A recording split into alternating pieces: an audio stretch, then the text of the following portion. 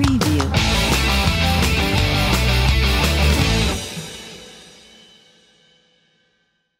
Il aura fallu 2 ans de travaux et une délocalisation au Théâtre du Port-Nord pour finalement, ce vendredi 28 septembre 2018, réintégrer ses murs. À l'origine, l'Espace des Arts, dans les années 60, ce sont les maisons de la culture, lancées dans les régions, à l'initiative du ministre de l'époque, André Malraux. Dijon refuse, c'est en 1971 que la Maison de la Culture, à la fois centre culturel et sportif, est inaugurée. L'architecte Daniel Petit a conçu le bâtiment. L'État est directement engagé jusqu'en 1984, date à laquelle, sous la houlette du maire Dominique Perben, l'Espace des Arts est géré par la municipalité. Son directeur actuel, Philippe Buquet, arrive en 2002. Sous son impulsion, l'espace devient scène nationale 3 ans plus tard. L'État retrouve ainsi toute sa place. Entre-temps, le grand espace est réaménagé pour améliorer l'acoustique et installer des sièges plus confortables. L'usure du temps a entraîné le grand chantier de rénovation, mais aussi la nécessité de se conformer à la loi avec une mise aux normes pour l'accès aux salles de spectacle des personnes à mobilité réduite.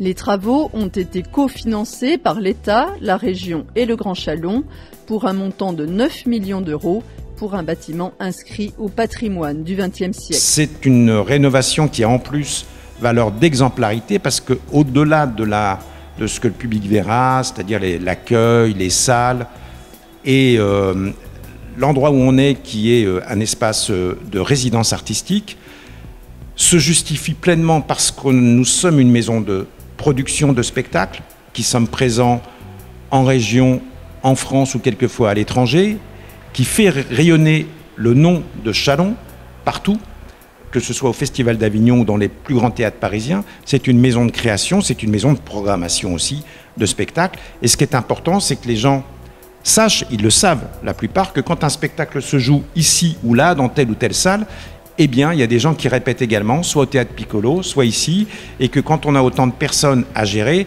c'est bien que ceux qui sont en création soient rassemblés dans une communauté de travail. Et c'est le cas pendant 3 semaines, 1 mois. Ce sera plus facile ici. Il y a des espaces de répétition. Il y aura aussi donc ces espaces d'hébergement qui fait que ce sont de bien meilleures conditions pour produire des spectacles. Qu'au-delà des 30 permanents, on a beaucoup d'intermittents à l'année qui travaillent ici, qui soient techniques, et ceux-là sont tous du territoire, qui soient artistiques, et bon, après c'est variable naturellement. Lors de la conception, l'architecte n'avait pas prévu de parking. Dans le nouvel espace, il disparaît à nouveau, et le rez-de-chaussée fait place à une nouvelle rotonde, accueil, bar, espace convivial.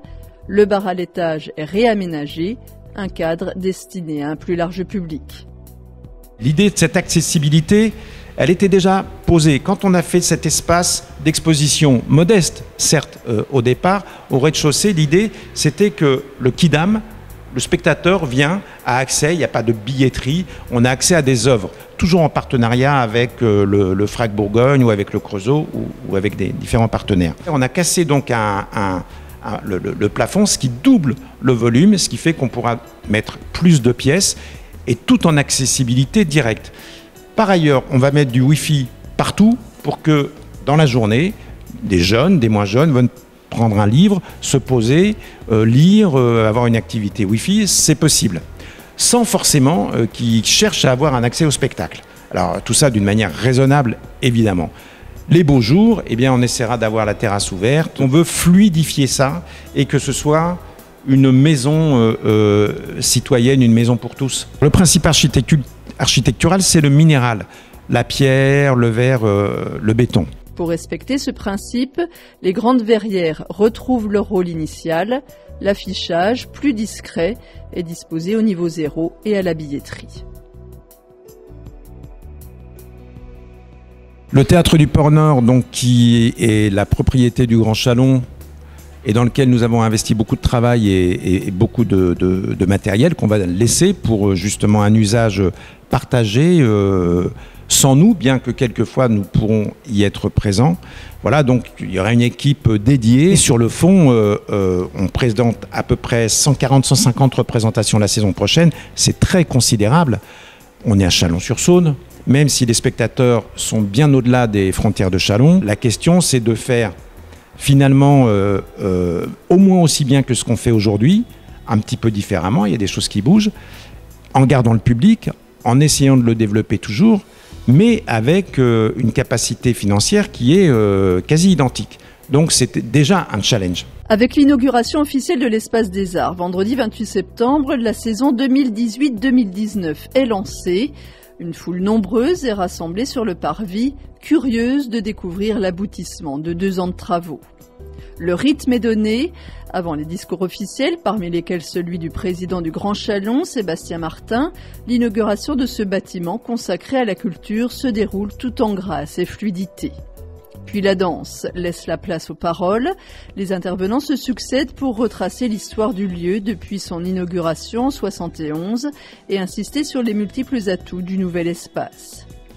Son directeur, Philippe Buquet, est salué pour son implication et sa ténacité à faire de l'établissement un endroit ouvert à tous pour promouvoir à l'échelle régionale des événements à dimension nationale. Une plaque commémorative est dédiée à Daniel Petit, l'architecte des débuts, en présence de sa famille. L'inauguration donne le coup d'envoi à 3 jours de fête ponctués de spectacles, entre autres la création théâtrale d'Alexis Moati. Au premier étage, le public découvre une exposition temporaire baptisée « Sur le chantier ». C'est le photographe Benjamin Shelley qui a capturé ces instants où les ouvriers sont au cœur de l'action. La lumière joue sur les visages, les clichés reflètent l'ampleur de la tâche accomplie. La rotonde, elle, se remplit, la foule s'approprie l'espace, un espace qui s'ouvre sur le parvis pour profiter de la clémence de l'été indien. Les Grands Chalonnais ont désormais tout le loisir de redécouvrir leur nouvel espace au cours d'une saison riche en expositions, spectacles et créations.